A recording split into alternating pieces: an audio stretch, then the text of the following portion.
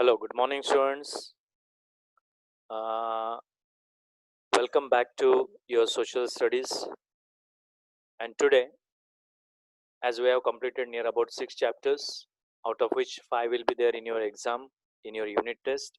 And now, to proceed further, in your chapter number 10, Organs of Government. Now, from the title itself, you can understand government is having different type of organizations or different type of organs or bodies, you can say. And according to those bodies, how the government runs the whole nation, let us get well equipped with this idea. किसी भी government के अंदर उसके जो organs होते हैं वो कैसे काम करता है और गवर्नमेंट कंट्री को कैसे चलाता है. Now first of all, let us understand how many organs of the government are there in the country. So there are 3 organs of the government. One, the legislature. Second, the executive. And the third, judiciary. These are the main 3 organs of the government. Again I repeat, legislature, executive and judiciary. We shall study in detail the formation of all these 3 organs of the government, how they are formed, how they are in the existence, वो कैसे अस्तित्व में आते हैं, what are their powers, उनकी powers कौन सी होती है, उनके पास कौन से अधिकार दिए जाते हैं, उनका फंक्शन करने का तरीका, that is their functions, and the last important one, and their interpersonal relations. Interpersonal relations तीनों का, legislature, executive, judiciary, तीनों, all 3 of them are interdependent or they are having some interpersonal relations with each other. In simple words, it's like a family. एक family है, mummy है, पापा है, बच्चे 3. Okay, 3 जन हो गए ऐसा मान के चलो. फिर बच्चों में आप 1 2 3 4 5 जो भी है, कोई उससे कोई मतलब नहीं है, बस ये 3 कंसेप्ट पहले क्लियर करो. एक मॉम है, लेजिस्लेचर है, डैड है, एग्जीक्यूटिव है, थर्ड जुडिशियरी, वो है आप. ओके, हम तीनों मिलकर एक दूसरे पर डिपेंडेंट रहते हैं. एग्री? खास करके बच्चे. मतलब जुडिशियरी जो डिसीजन आता है उस पर डिपेंड रहता है कि आगे क्या होगा. और ये जुडिशियरी इंपॉर्टेंट क्यों मानी जाती है, तीनों क्यों इंपॉर्टेंट है, let us understand it very properly. One of the main objectives of the nation is to maintain the law and order. किसी भी कंट्री का मेन ऑब्जेक्टिव, ध्येय पूरा करने के लिए जो रास्ता है उसको ऑब्जेक्टिव कहते हैं. ध्येय मतलब आपका the main M, the goal. Okay, या डोमेन कहते हैं उसको. उस डोमेन तक पहुंचने के लिए, जैसे कि सादी भाषा में मुझे डॉक्टर बनना है, तो उस डॉक्टर बनने के लिए मुझे क्या क्या पढ़ाई करनी पड़ेगी, वो आपके ऑब्जेक्टिव्स. दूसरा, डॉक्टर क्यों बनना है, जो कारण है वो भी ऑब्जेक्टिव्स. किस तरह का डॉक्टर बनना है वो भी ऑब्जेक्टिव्स, क्योंकि वो आपको आपके एम तक पहुंचना है. Same way the main objectives of the nation is to maintain the law and order, first thing, and thereby achieve the welfare of the nation. और लॉ एंड ऑर्डर अगर मेंटेन करता है नेशन, कोई भी nation अपने objectives के through, तो उससे कंट्री की भलाई, वेलफेयर, बेटरमेंट ऑटोमेटिकली तैयार हो जाती है. And at the same time to nurture, that is to take care. उसी दौरान उस कंट्री की खास करके केयर भी करनी है, उनकी प्रॉब्लम्स को सॉल्व करना है, and to protect the freedom and fundamental rights of the citizens. लेकिन साथ में जो हमारा कॉन्स्टिट्यूशन है, according to the constitution we are given the protection, okay, of 2 things. One is the freedom and fundamental rights of the citizens. जो हमारे अधिकार है उनको प्रोटेक्ट करना है.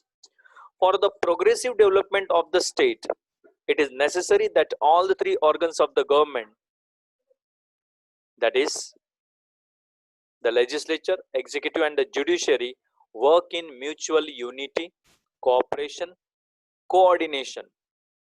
अगर कंट्री को आगे प्रोग्रेस करते जाना है, डेवलपमेंट करते ही जाना है, if you need to progress and show the development of any state, any country, यहाँ पर स्टेट मतलब कंट्री याद रखना, तो एक चीज जरूरी है, it is necessary that all the three organs, इसलिए जरूरी है ये तीनों जो ऑर्गन्स होते हैं, ओके, गवर्नमेंट के, viz that is you can say for an example और as follow, the legislature, the executive और जुडिशरी, ये तीनों म्यूचुअल यूनिटी में काम करें, एक दूसरे को समझकर काम करें, एकजुट होकर काम करें, कोऑपरेशन, एक दूसरे का कोऑपरेशन होना चाहिए, एंड कोऑर्डिनेशन, कोऑर्डिनेट करना चाहिए कि इसका ये प्रॉब्लम है तो मुझे ये करना पड़ेगा, तो कोऑर्डिनेट करना होगा, अच्छा लग रहा है तो कोऑपरेट करना है.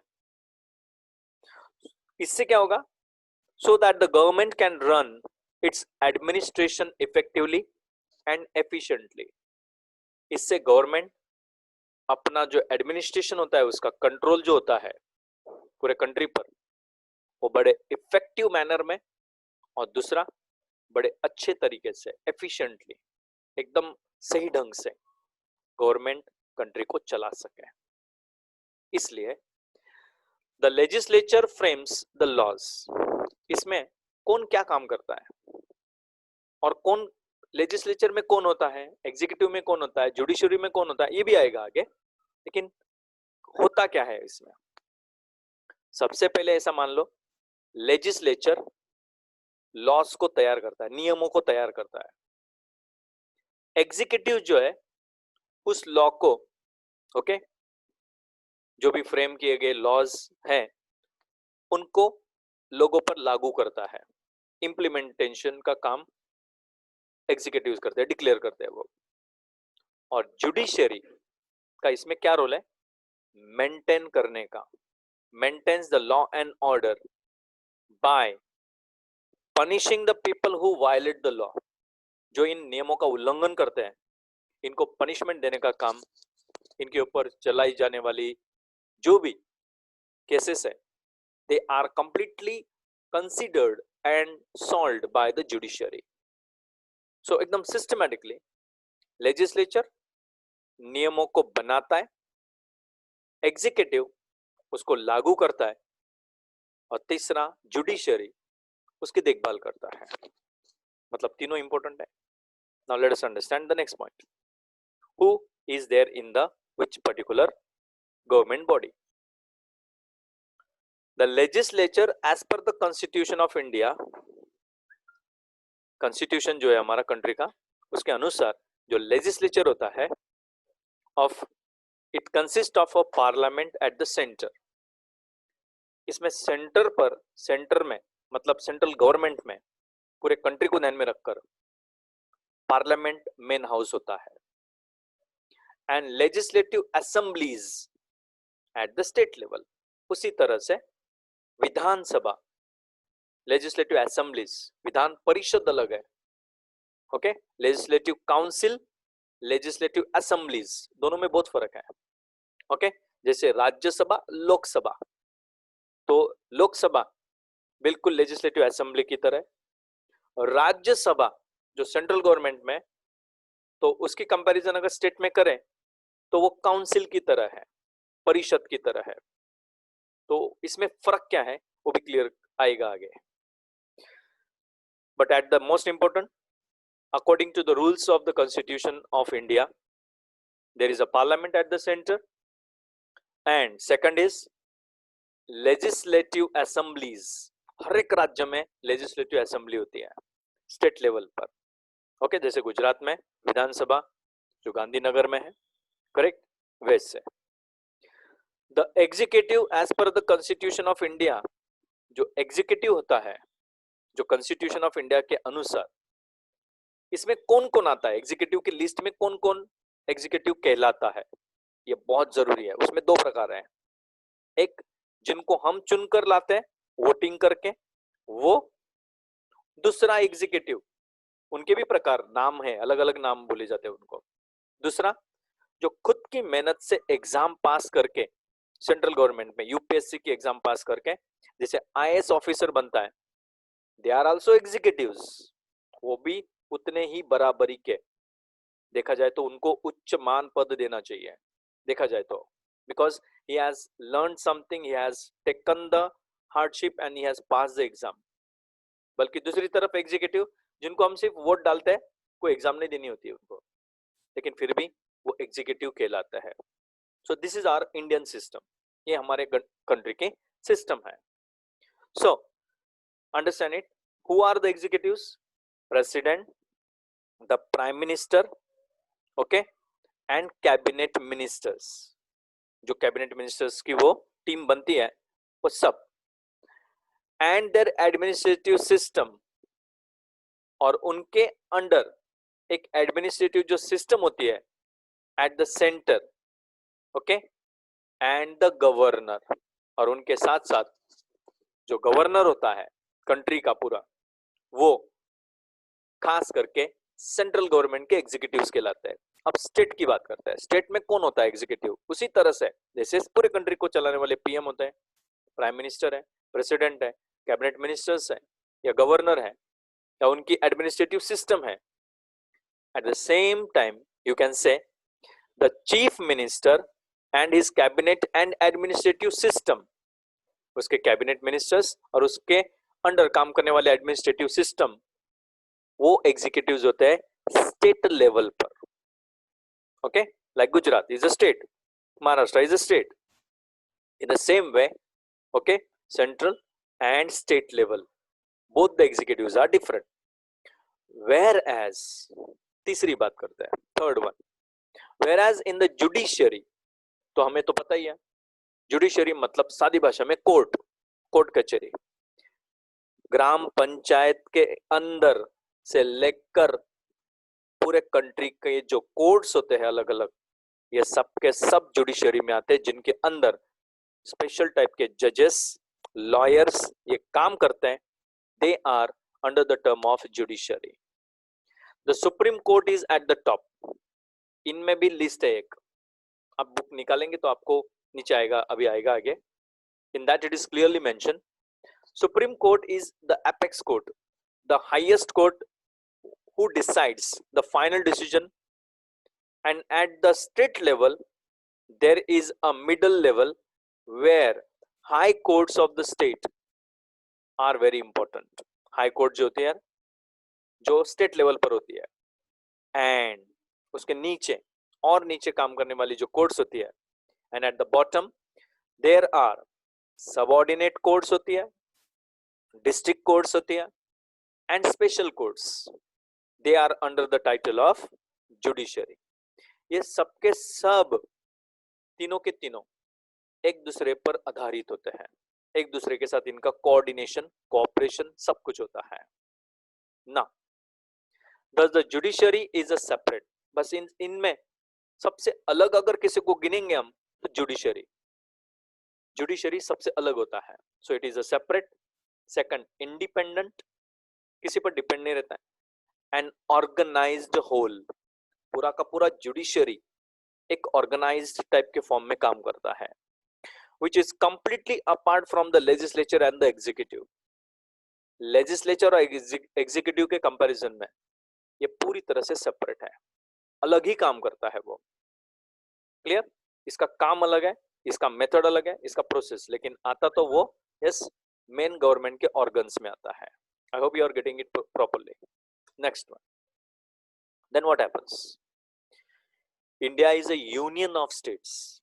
इंडिया जो है हमारे जितने भी 29 स्टेट्स है इस वक्त, इनका यूनिटी, इनका यूनियन मिलाकर पूरा हमारा एक देश बनता है, और इसमें किसी भी स्टेट को एक अलग से अधिकार नहीं दिया गया है। No state is completely independent and sovereign.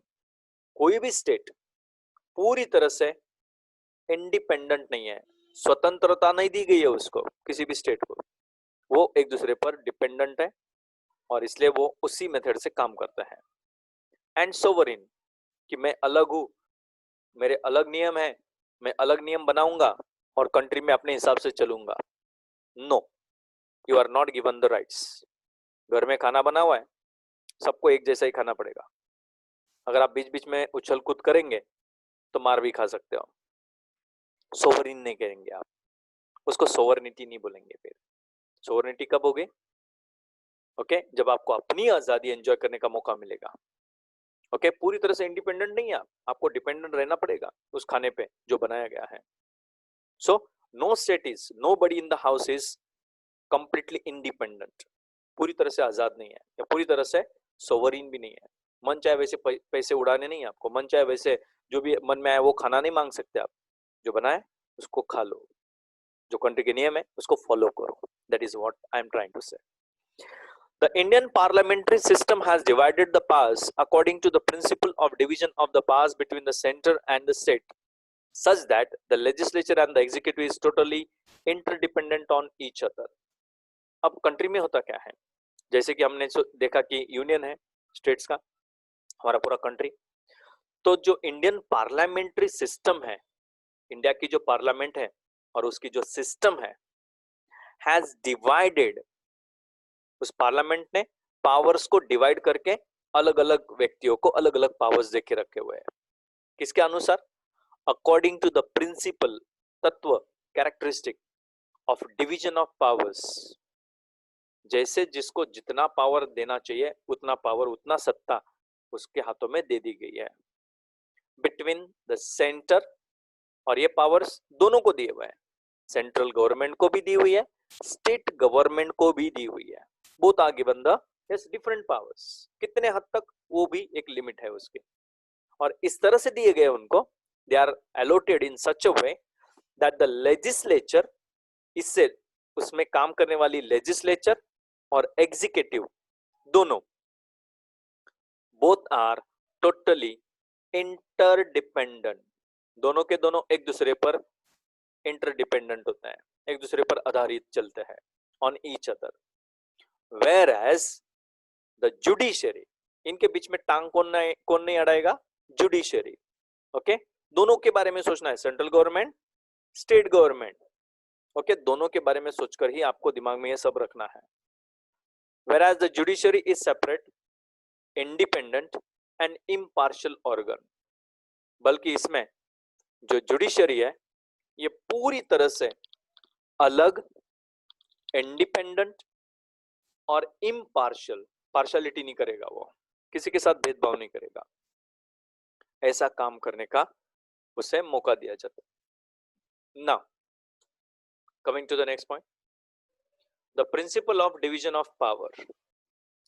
जो प्रिंसिपल है, प्रिंसिपल का मतलब द फीचर्स, कैरेक्टरिस्टिक्स यहाँ पर, और जो स्कूल के हेड होते हैं उनका स्पेलिंग PAL आता है, तो ये फर्क ध्यान में रखना please. The principle of division of power, how is it?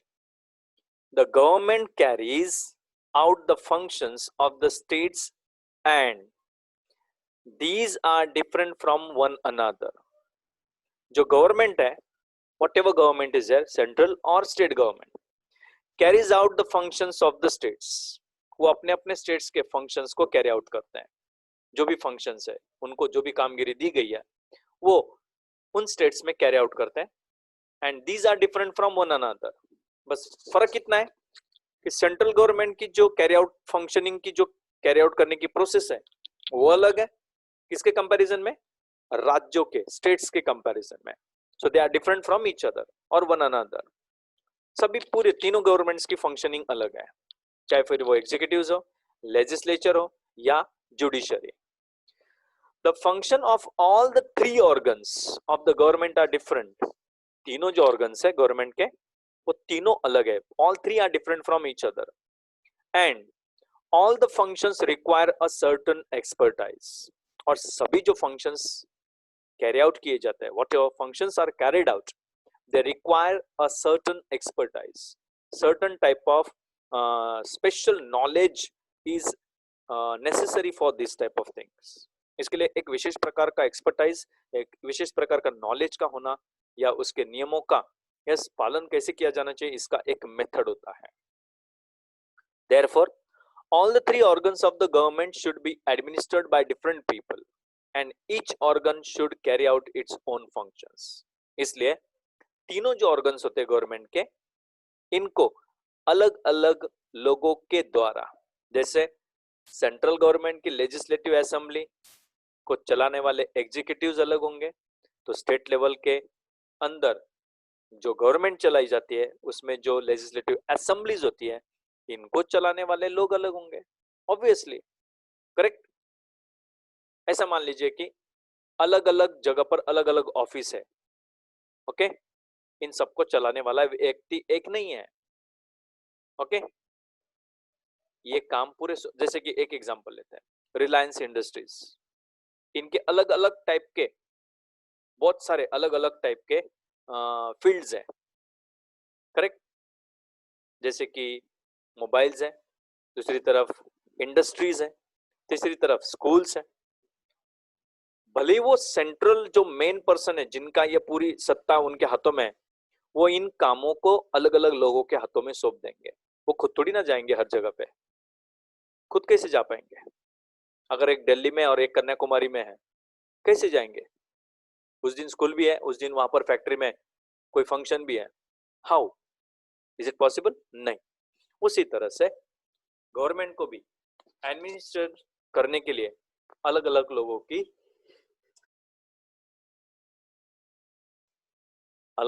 की जरूरत पड़ती है। Different people work in a different way and each organ should carry out its own functions. और हर एक ऑर्गन को अपना अपना फंक्शन अपने अपने तरीके से करना होता है। बाय डिवीजन ऑफ पावर्स, जो पावर्स को डिवाइड करके अलग अलग लोगों को दिए जाते हैं, what ever division is done in the powers, misuse can be avoided. Misuse करने को अवॉइड किया जा सकता है, उसका गलत इस्तेमाल होने से रोका जा सकता है। Therefore, it is necessary to divide the powers between the three organs of the government in order to make the function of the government easy and efficient. इसलिए हेलो हेलो टीचर मैं वीडियो बना रहा हूँ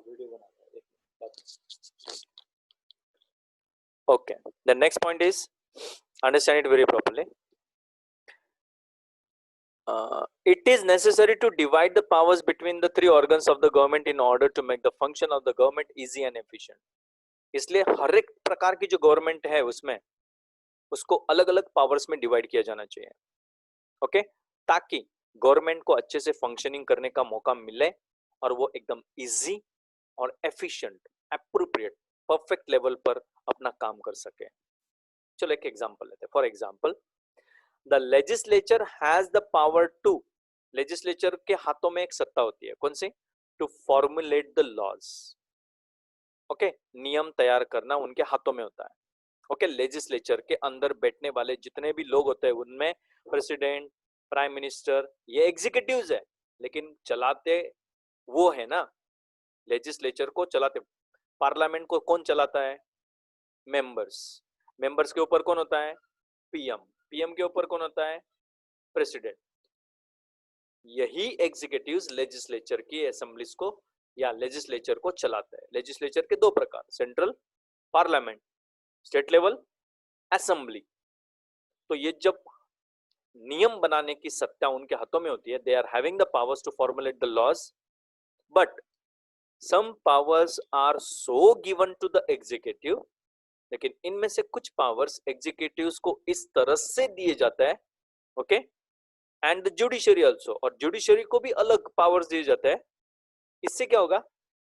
that the, okay, अगर मान लो legislature ने कोई नियम बनाया तो उसी के साथ साथ एग्जीक्यूटिव और जुडिशरी को भी पूछना पड़ेगा, क्योंकि इनको भी ऐसी पावर दी गई है that the legislature can not misuse its powers. Legislature अपने नियमों को बनाते वक्त इसका दुरुपयोग नहीं करेगा, गलत नियम नहीं बनाएगा। गलत नियम बनाए तो एग्जीक्यूटिव खड़े हो जाएंगे।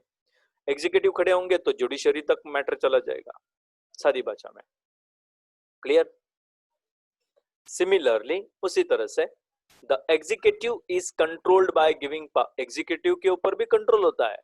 ऐसा नहीं कि एग्जीक्यूटिव सर तो कुछ भी कर सकता है फिर लेजिस्लेचर के साथ, नहीं, बिल्कुल नहीं, उसको भी कंट्रोल किया जाता है by giving powers to the legislature. मतलब लेजिस्लेचर एग्जीक्यूटिव को संभालता है, एग्जीक्यूटिव लेजिस्लेचर को संभालता है। ठीक है, एक दूसरे का बराबर से ध्यान रखते हैं कि अगर उसने ज्यादा उछलने की कोशिश की तो ये रस्सी खींचेंगे, और इसने ज्यादा उछलने की कोशिश की तो वो रस्सी खींचेंगे। सादी भाषा में आपको समझा, in simple language. So both are given such powers that they both are interpersonal dependent on each other and the judiciary also. So legislature और judiciary को उतनी पावर दी होती है कि वो एग्जीक्यूटिव्स को कंट्रोल रखे। ओके, अब अगर सवाल आपके दिमाग में उठा, सर जुडिशरी ने अगर नाटक किया तो मान लो, तो वो तो सेपरेट ऑर्गन है, उसके ऊपर भी कंट्रोल होता है ना, किसका? And the judiciary is controlled by giving the powers to the legislature and the executives. Executives और legislatures पूरा कंट्रोल रखते हैं जुडिशरी पर। Now you understood what is the exact criteria? तीनों के पास पावर्स है और तीनों एक दूसरे पर कंट्रोल कर सकते हैं। सिंपल वर्ड्स में ये समझा दिया मैंने। Clear? Now what do you mean by legislature? अब लेजिस्लेचर क्या होता है हमने ऑलरेडी ऊपर तो पढ़ लिया, फिर भी डेफिनेशन में क्लियर कर लीजिए। इंडिया इज अ रिपब्लिक, हमारा नेशन जो है वो एक रिपब्लिक नेशन है, पब्लिक की तरफ से वापस फॉर्म किया गया कंट्री, वापस उसको पुनर्रचना करके तैयार किया गया nation is called as a republic. So India is a republic having a parliamentary democracy. ऐसा कंट्री है रिपब्लिक जिसमें डेमोक्रेसी मिलती है पार्लियामेंट्री की। पार्लियामेंट में जो व्यक्ति चाहे वो जाकर खुद की मदद से या खुद के बलबूते पर लड़ सकता है। करेक्ट? सो पार्लियामेंट्री डेमोक्रेसी दी जाती है। सेकंड, वहां पर थोड़ी बहुत पावर्स, उनके हाथों में सत्ता दी जाती है। Second, the representation of the people at the centre is seen at the parliament. लोग जो चाहते हैं ना, तो वो सब कुछ हमें पार्लियामेंट में देखने को मिलता है, क्योंकि हमारे प्रॉब्लम्स वहां पर डिस्कस किए जाते हैं। End of the state is seen in the legislative assembly. उसी तरह से स्टेट लेवल पर हमारी प्रॉब्लम्स लेजिस्लेटिव असेंबली में तय की जाती है या उनको सॉल्व किया जाता है।